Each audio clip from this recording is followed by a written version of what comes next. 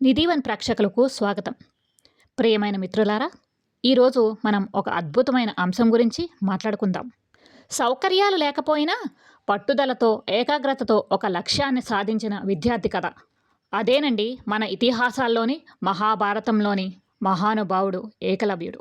ఈ కథను మనం కేవలం పురాణంగా మాత్రం చూడకూడదు. ఈ కథలో నేటి పిల్లలకు అవసరమైన విలువలు దాగి ఉన్నాయి. ఈరోజు పిల్లలకు మొబైల్ ఉంది, ఇంటర్నెట్ ఉంది, కోచింగ్ ఉంది, మంచి స్కూళ్ళు ఉన్నాయి. కానీ ఏకాగ్రత ఉందా? అంకితభావం ఉందా? లక్ష్యంపై నిబద్ధత ఉందా? ఈ ప్రశ్నలకు సమాధానం తెలుసుకోవాలంటే మనము ఏకలవ్యుడు మరియు అర్జునుడి కథలోకి వెళ్ళాలి. ఏకలవ్యుడు ఒక గిరిజన బాలుడు. అతనికి రాజభవనాలు లేవు, గురుకులంలో ప్రవేశం లేదు, గురువు బోధన లేదు, విల్లు కొనడానికి కూడా డబ్బులు లేవు. కానీ అతనికి ఒకటి మాత్రం ఉంది, తీవ్రమైన సంకల్పం. అతనికి విలువిద్య నేర్చుకోవాలనే కోరిక. ద్రోణాచార్యుడి వద్ద శిష్యుడిగా చేరాలని ప్రయత్నించాడు. కానీ కులభేదం కారణంగా తిరస్కరించబడ్డాడు. ఇక్కడే చాలామంది పిల్లలు ఆగిపోతారు. అవకాశం లేదు, విధి లేదు అని చేతులెత్తేస్తారు. కానీ ఏకలవ్యుడు ఆగలేదు. అతను అడవిలో ద్రోణాచార్యుని విగ్రహం తయారు చేసుకుని అదే తన గురువుగా భావించాడు. రోజు ఉదయం నుంచి సాయంత్రం వరకు సాధన చేశాడు. వాన వచ్చినా, ఎండ మండినా, ఆకలి వచ్చినా, అడవి ప్రమాదాలు ఉన్నా తన సాధనను వదలలేదు. రోజులు గడిచాయి. ఏకలవ్యుడు అద్భుతమైన విలువిద్యకారుడిగా మారాడు. ఒకరోజు ద్రోణాచార్యుడు మరియు అర్జునుడు అడవిలోకి వచ్చారు. ఏకలవ్యుడి ప్రతిభను చూసి ఆశ్చర్యపోయారు.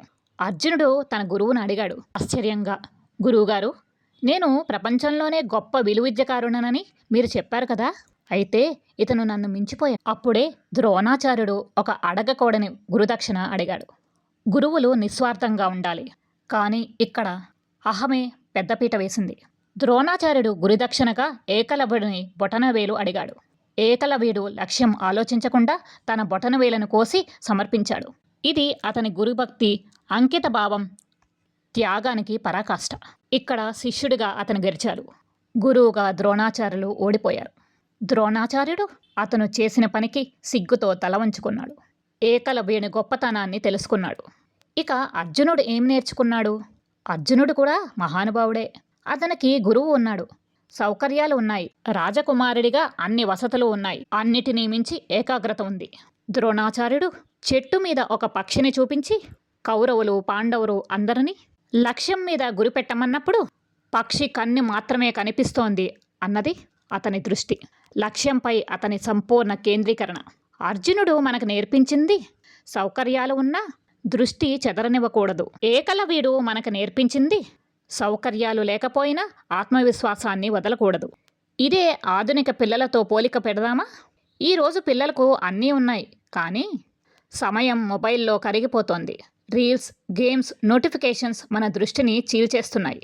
ఒక గంట చదవాలి అంటే 10 సార్లు ఫోన్ చూడాలి. ఒక లక్ష్యం పెట్టుకుంటే మధ్యలో విసుగొస్తుంది. ఏకలవ్యుడికి ఇంటర్నెట్ లేదు, యూట్యూబ్ లేదు, టీచర్ లేదు, కానీ అతని మనస్సు స్థిరంగా ఉంది. మన పిల్లలకు అన్నీ ఉన్నా మనసు మాత్రం స్థిరంగా లేదు. ఇదే అసలు సమస్య. ఈ కథ జీవితానికి ఇచ్చే సందేశం ఏమిటంటే, సౌకర్యాలు విజయానికి కారణాలు కాదు, సంకల్పమే విజయంలో అసలైన ఆయుధం. గురుభక్తి, క్రమశిక్షణ, నిరంతర సాధన, ఇవే గొప్ప విద్య.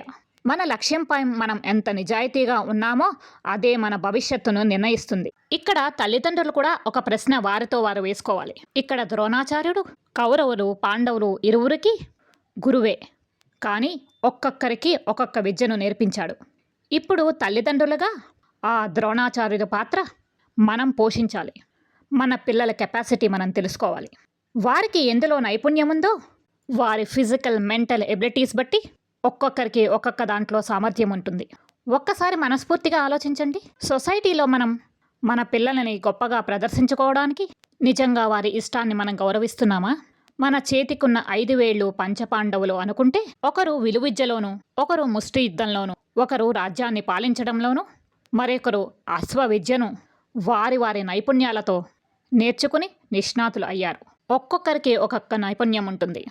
ఐఐటి, ఐఐఎం, ఇంజనీరింగ్, మెడిసిన్, ఇవేనా విద్యలు? దయచేసి తల్లిదండ్రులందరూ ఈ ర్యాట్ రేస్లోంచి బయటపడండి. ఆసక్తి ఉన్న చోట నైపుణ్యం పెంచుకునే సామర్థ్యత కూడా ఉంటుంది. ప్రియమైన మిత్రులారా, ఏకలవ్యుడు మనకు ఒక ప్రశ్న వేస్తున్నాడు. నీ దగ్గర ఏమీ లేదు కాదు, నీ దగ్గర ఉన్నదాన్ని నువ్వు ఎంత ఉపయోగించుకుంటున్నావో అన్నది ముఖ్యం.